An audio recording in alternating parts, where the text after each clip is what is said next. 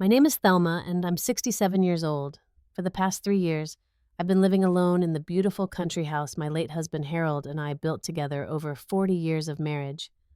Our son Marcus, 35, now used to visit regularly with his family, and I thought we had a close relationship. But sometimes there are things a mother never imagines her own child could do to her. Before I tell you this story, where are you watching from? Please hit that like button and subscribe because this is a story I hope no one else ever has to live through. I suppose I should start by telling you about my life before everything changed. Harold passed away 3 years ago from a sudden heart attack, leaving me alone in our sprawling 4-bedroom country house in the suburbs of Tennessee. We'd worked so hard to pay off that mortgage, and the house sat on 2 beautiful acres with a fishing pond and the woodworking shop Harold loved so much. The property was worth around $450,000 sitting on prime land as the city continued to expand outward. Marcus had always been our pride and joy. He worked at a steady insurance company job, married his college sweetheart Stephanie when he was 28, and they had 2 precious children, Emma, who's 7, and Jake, who's 5. They lived in a cramped 2-bedroom apartment across town with Marcus making decent money but nothing extravagant, and Stephanie working part-time at a local salon to help make ends meet. After Harold died, I threw myself into being the best grandmother I could be. I'd have Marcus's family over every Sunday for dinner, spending hours in the kitchen, making Emma's favorite chocolate chip cookies and Jake's beloved mac and cheese from scratch. I'd babysit whenever Marcus and Stephanie needed a date night, turning my living room into a playground and reading bedtime stories in voices that made the children giggle. My financial situation was comfortable but not luxurious, between Harold's life insurance, my modest retirement savings, and Social Security. I had enough to maintain the house and live independently. I kept busy with my garden, maintained Harold's workshop, even though I barely knew how to use the tools, and found peace in the quiet rhythms of country living. Marcus seemed genuinely concerned about my well-being after his father passed. He'd call twice a week to check on me, help with heavy lifting around the house, and even fixed my leaky kitchen faucet last spring. I thought I was blessed to have such a caring son who wanted to make sure his elderly mother was safe and happy. The house itself was my sanctuary. Harold and I had designed every room together, from the wraparound porch where we'd sit with morning coffee to the master bedroom with windows overlooking the pond. The kitchen had custom cabinets Harold built by hand, and the living room featured a stone fireplace we'd spent countless evenings beside. Every corner held memories of our life together, from the pencil marks on the doorframe, tracking Marcus's growth, to the dent in the hallway wall from when he'd learned to ride his bike indoors during a thunderstorm. I maintained the property, meticulously hiring help for the heavy yard work, but handling most daily tasks myself. The neighbors often commented on how well I kept everything, and I took pride in proving that a woman my age could manage just fine independently. I drove to the grocery store twice a week, attended my book club every Thursday, and volunteered at the local animal shelter on Saturdays. The first signs that something wasn't right began about 6 months ago, so subtly that I almost missed them entirely. Marcus started making odd comments during his visits, casual observations that felt slightly off-kilter, but nothing I could quite put my finger on at first. "Mom, don't you think this house is getting a bit much for you to handle alone?" he'd say, while looking around the living room. "I mean, 4 bedrooms for one person seems like an awful lot of space to keep clean and heated." When I'd protest that I managed just fine, he'd nod and change the subject, but I noticed his eyes lingering on the crown molding Harold had installed, or the hardwood floors we'd refinished together just 5 years ago. Stephanie began joining these conversations, though her approach was different. She'd sigh dramatically while watching Emma and Jake play in the backyard and say things like, "They really need more space at home. Emma's getting too old to share a room with her little brother, and our apartment is so cramped. Sometimes I wonder what it would be like to have a real yard like this for them to run around in." The comments became more frequent and pointed. Marcus would mention how dangerous it was for someone my age to live so far from medical facilities, conveniently forgetting that the hospital was only 12 minutes away. He'd bring up stories about elderly people falling downstairs or having medical emergencies with no one around to help, his voice full of concern that felt increasingly performative. One afternoon, I caught Marcus taking photos of the backyard with his phone. When I asked what he was doing, he said he wanted to show Stephanie the vegetable garden I'd been working on. but the angle of the shots seemed to capture more of the property boundaries than my tomato plants. I dismissed it at the time, but the memory nagged at me for days afterward.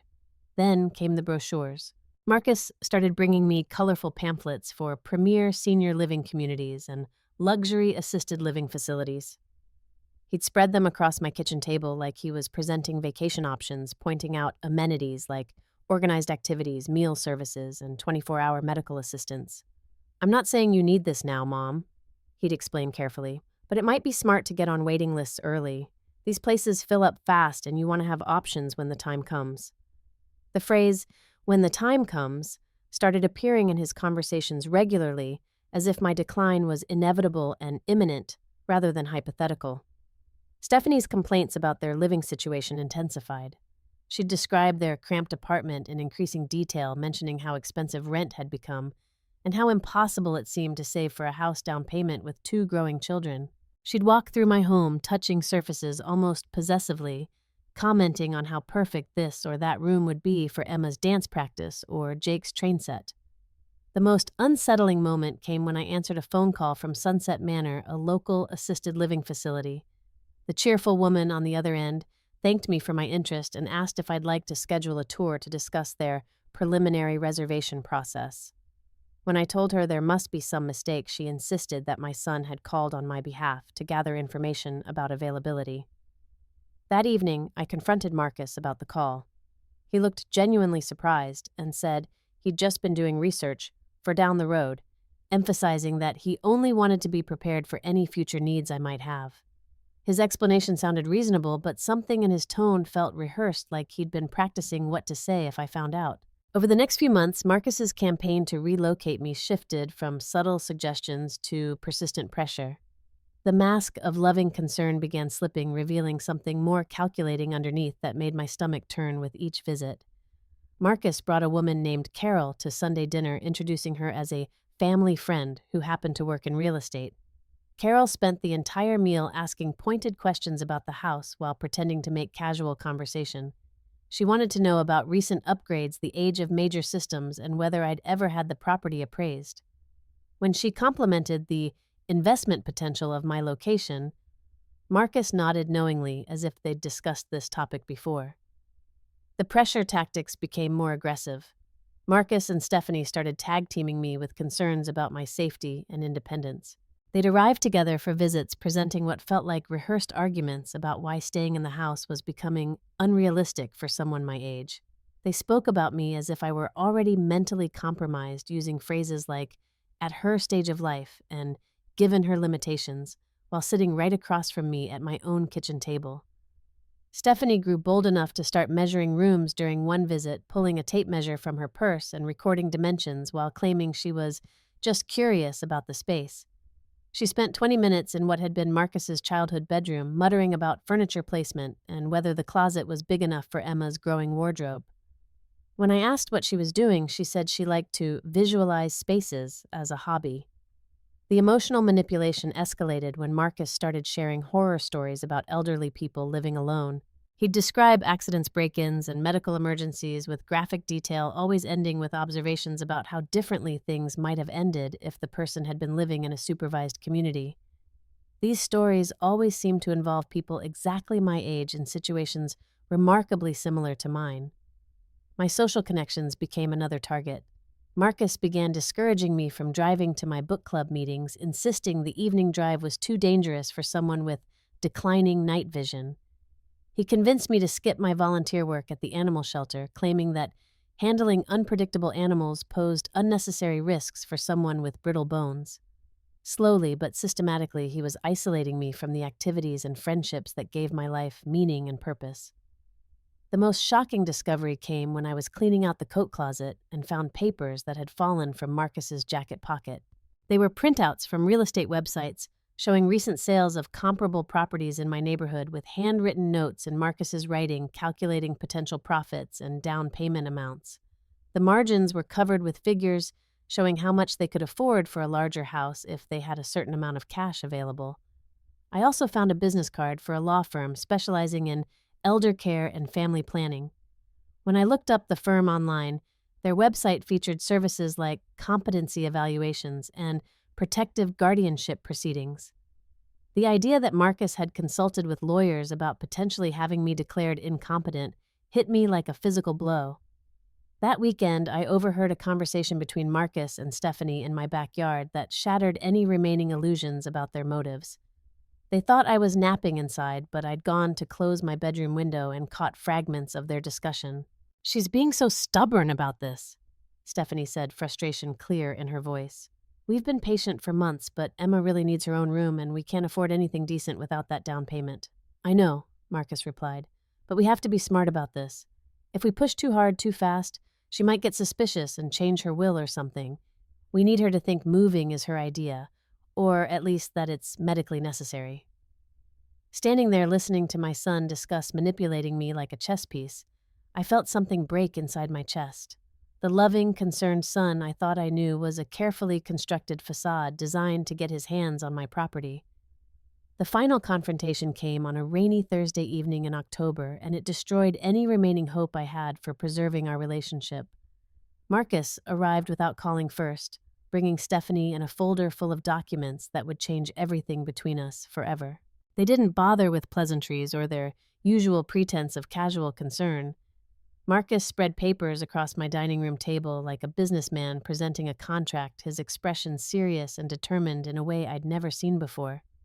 "Mom, we need to have an honest conversation about your living situation," he began, his voice carrying an authority that felt completely foreign.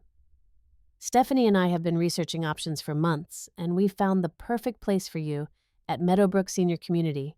It's clean safe, and you'll have people around to help with anything you need." I stared at the glossy brochure he pushed toward me, featuring smiling elderly people playing cards and doing gentle exercises in a sterile-looking common room. "Marcus, I don't need help with anything, and I'm perfectly happy living in my own home." Stephanie leaned forward with fake concern plastered across her face. "But, Thelma, you have to think practically. What if you fall and break a hip? What if you have a stroke? This house is too isolated and you're not getting any younger. We're just trying to look out for your best interests." "My best interests." I could feel my voice rising, despite my efforts to stay calm. "Or, your financial interests, I found those real estate papers you dropped, Marcus. I know exactly what this is about." Marcus's facade finally cracked completely. His expression hardened, and for the first time in my life, I saw my son as the calculating stranger he'd apparently become. "Fine. Yes, we need this house, Mom. We've been living in a cramped apartment for 7 years while you rattle around alone in 4 bedrooms.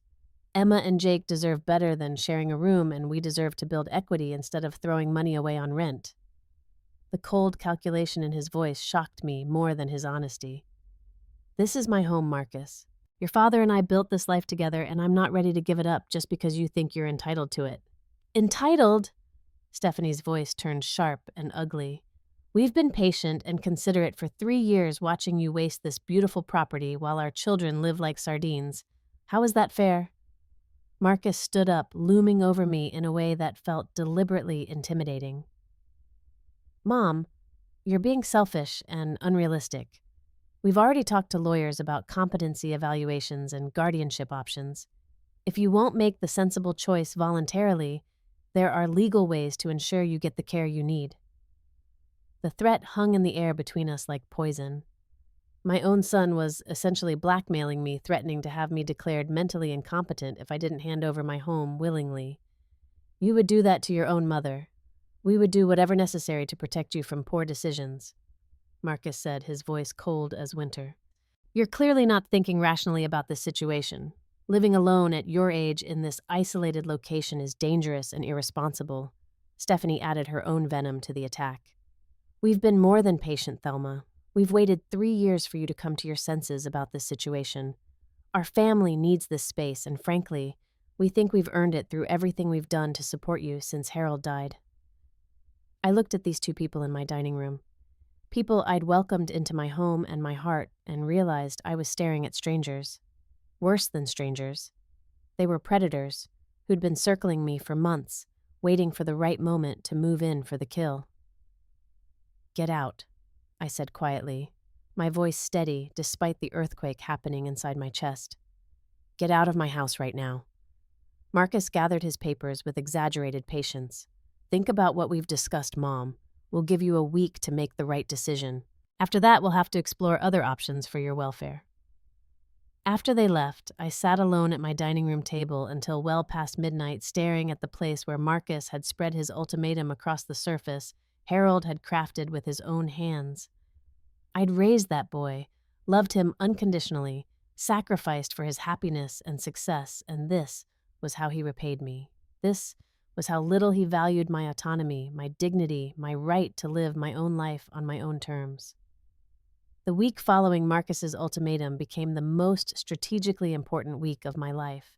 While my son assumed I was considering his demands, I was actually planning a counteroffensive that would teach him a lesson about underestimating his mother.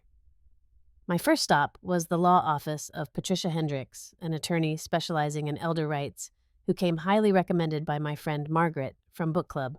Patricia was a sharp woman in her 50s who listened to my story with growing indignation and professional interest. "Mrs. Thompson, I want you to understand something very clearly," Patricia said after I'd explained the situation. "As long as you're mentally competent, which you obviously are, no one can force you to move from your home or give up your property. Your son's threats about guardianship are exactly that, threats.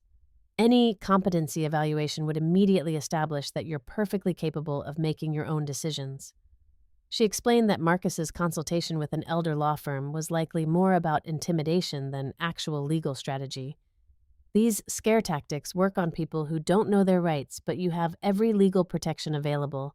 The property is yours, free and clear, and you can do whatever you want with it, including selling it without anyone's permission or input. That consultation gave me the confidence to move forward with a plan that had been forming in my mind since the night Marcus showed his true colors. If he wanted to treat me like a pawn in his financial planning, he was about to learn what happens when the pawn decides to leave the board entirely.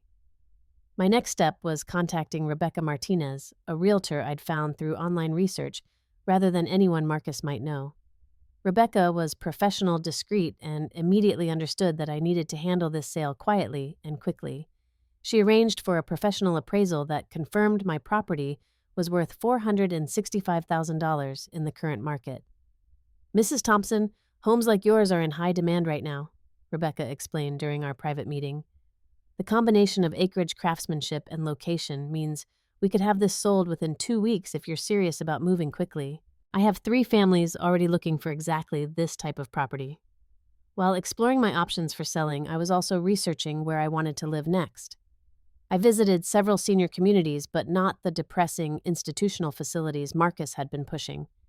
Instead, I found Riverside Gardens, an active adult community for people 55 and older that felt more like a resort than a retirement home.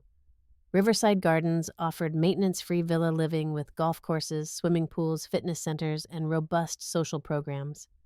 The people I met during my tour were vibrant and engaged, participating in book clubs, travel groups, art classes, and volunteer organizations. Many were couples, but plenty of single women my age were thriving independently in a supportive community environment. The financial mathematics worked beautifully in my favor. A 2-bedroom villa at Riverside Gardens cost $240,000, leaving me with over $200,000 in profit from selling my current home. That money could be invested to supplement my retirement income and fund the active lifestyle I was suddenly excited to pursue. I spent hours planning this transition with the same attention to detail Harold and I had used when designing our original home. I researched moving companies, opened new bank accounts, and even found a storage facility for items I wasn't ready to part with permanently. Every decision was mine alone, made without pressure or manipulation from anyone with ulterior motives. The hardest part was maintaining my performance for Marcus and Stephanie during this planning period. When Marcus called to check on my decision, I told him I was still considering the options he'd presented. When Stephanie stopped by to see if I'd come to my senses, I let her believe I was weakening under their pressure. Meanwhile, I was orchestrating my own liberation from people who saw me as an obstacle to their financial goals rather than a human being deserving respect and autonomy.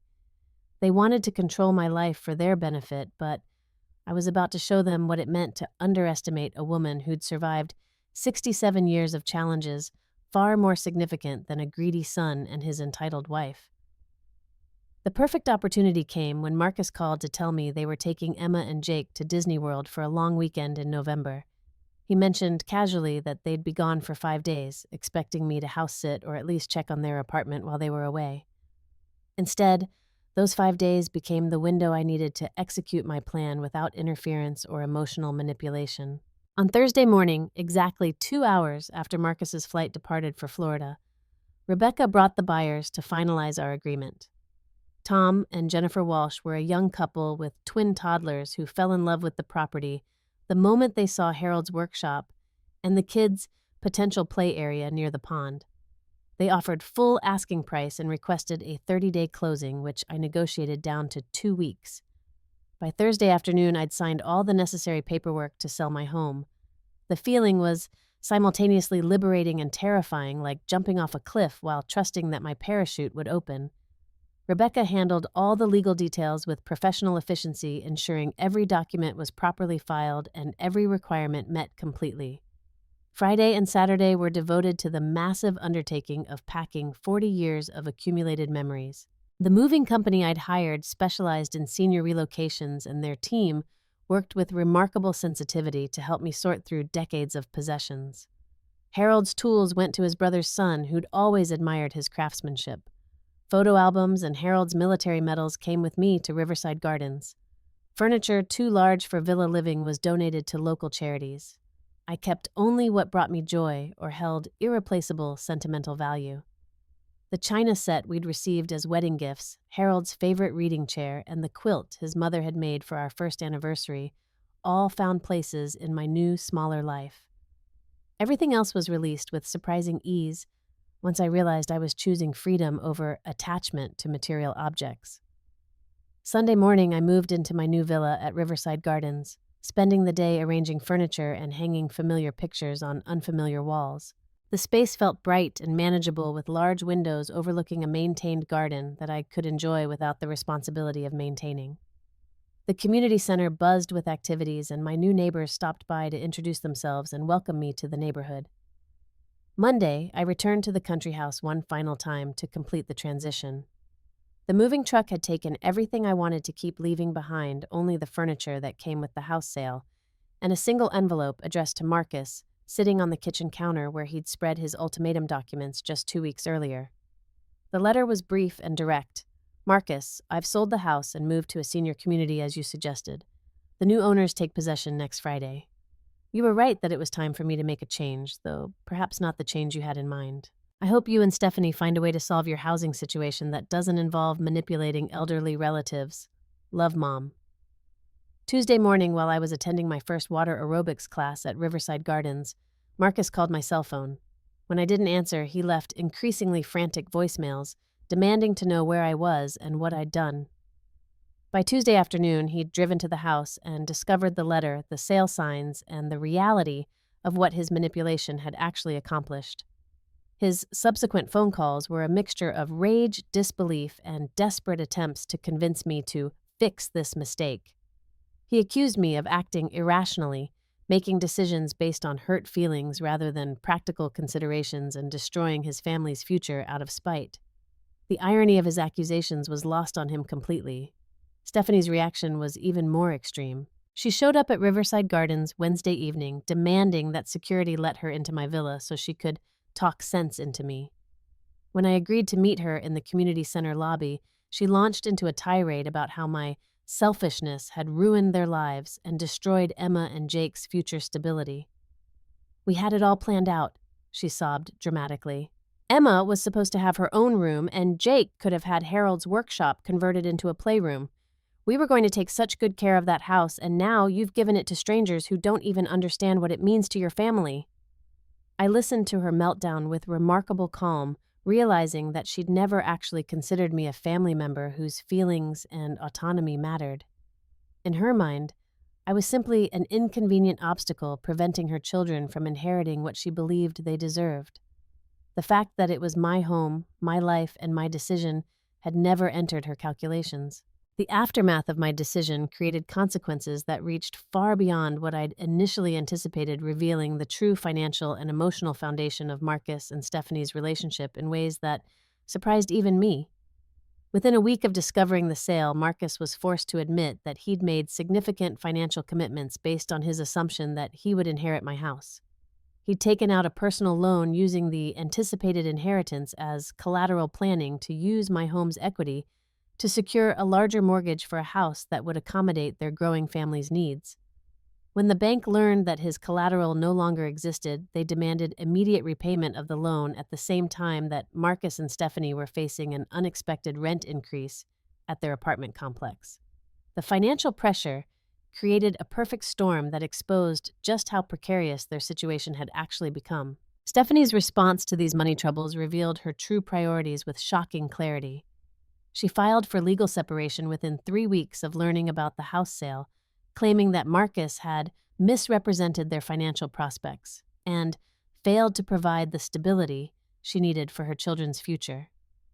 Her lawyer argued that Marcus's poor family management had created an unstable environment that justified both separation and significant alimony payments. Marcus found himself facing the loss of both his inheritance expectations and his marriage simultaneously. Without the anticipated windfall from my property, he couldn't afford the larger home.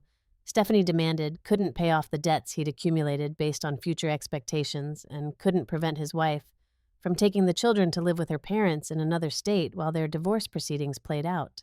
The legal bills alone from trying to contest the separation agreement forced Marcus to file for bankruptcy protection, which destroyed his credit rating and his prospects for securing any kind of mortgage for the foreseeable future.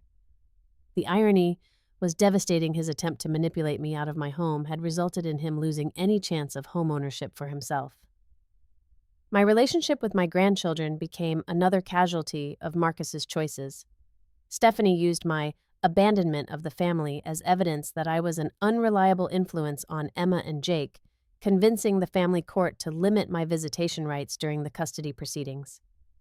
My attempts to maintain contact through phone calls and letters were filtered through Stephanie's parents, who saw me as the villain who destroyed their daughter's marriage. But the consequences weren't entirely negative for everyone involved. Tom and Jennifer Walsh. The young couple who bought my house sent me a beautiful thank you card showing Emma and Jake's room that would have been as their daughters played in the same yard where Marcus had grown up.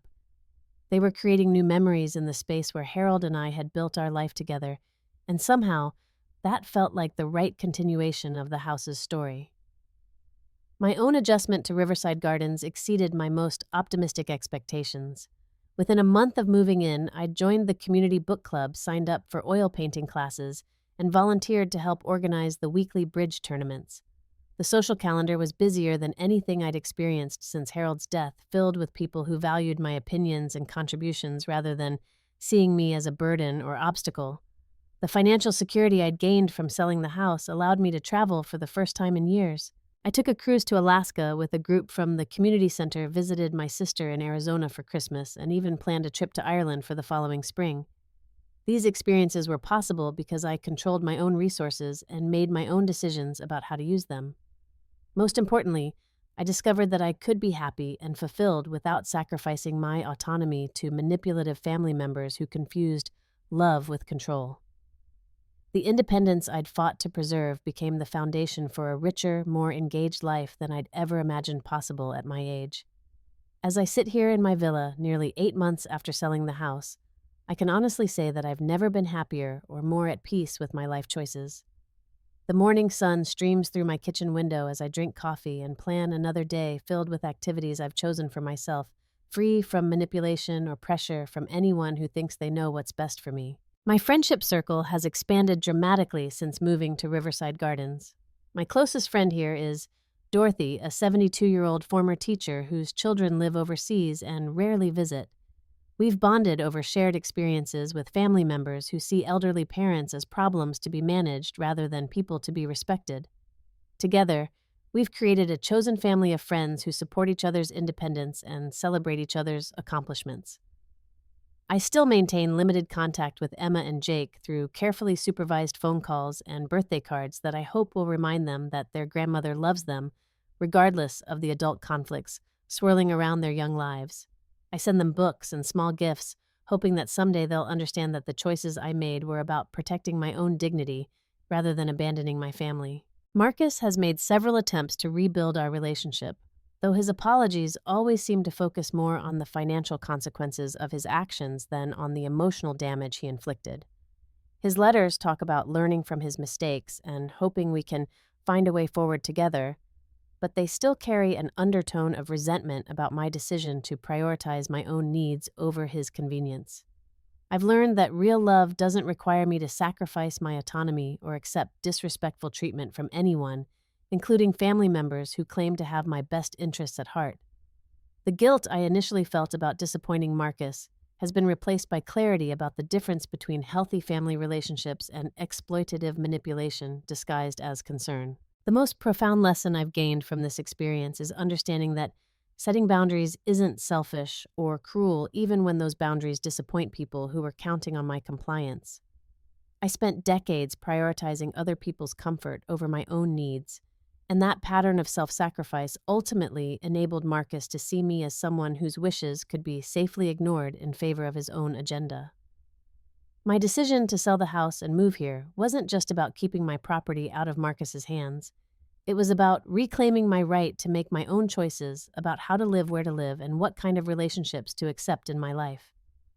At 67, I finally learned that I don't have to earn love through compliance or sacrifice my independence to maintain family connections. The bittersweet reality is that I may never have a close relationship with Marcus again, and I may miss many important moments in Emma and Jake's lives because of the choices their father made and the consequences those choices created. But I've gained something equally valuable, the knowledge that I can trust my own judgment and protect my own interests without guilt or apology. Looking toward the future, I feel excited about possibilities rather than resigned to limitations. I'm planning to audit some classes at the local community college, considering volunteer work with literacy programs and exploring whether I might enjoy travel opportunities I never pursued while caring for Harold, and then worrying about Marcus's approval of my decisions. If I could go back and change anything about this situation, I would have established clearer boundaries with Marcus much earlier, before his sense of entitlement grew so strong that he felt justified in threatening and manipulating me. I would have trusted my instincts when his behavior first started feeling wrong instead of second-guessing myself and trying to preserve peace at any cost. But I wouldn't change my ultimate decision to sell the house and create a new life on my own terms. That choice saved me from years of continued manipulation and opened doors to experiences and friendships that have enriched my life in ways I never expected. Sometimes the most loving thing you can do for someone is to refuse to enable their worst impulses, even when that person is your own child. So I want to ask all of you watching this, have you ever had to make a difficult choice between keeping peace in your family and protecting your own well-being? How do you handle relationships with people who claim to love you but don't respect your autonomy?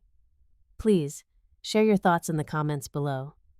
Hit that like button if this story resonated with you, and don't forget to subscribe for more real-life stories about family relationships and finding strength in difficult situations.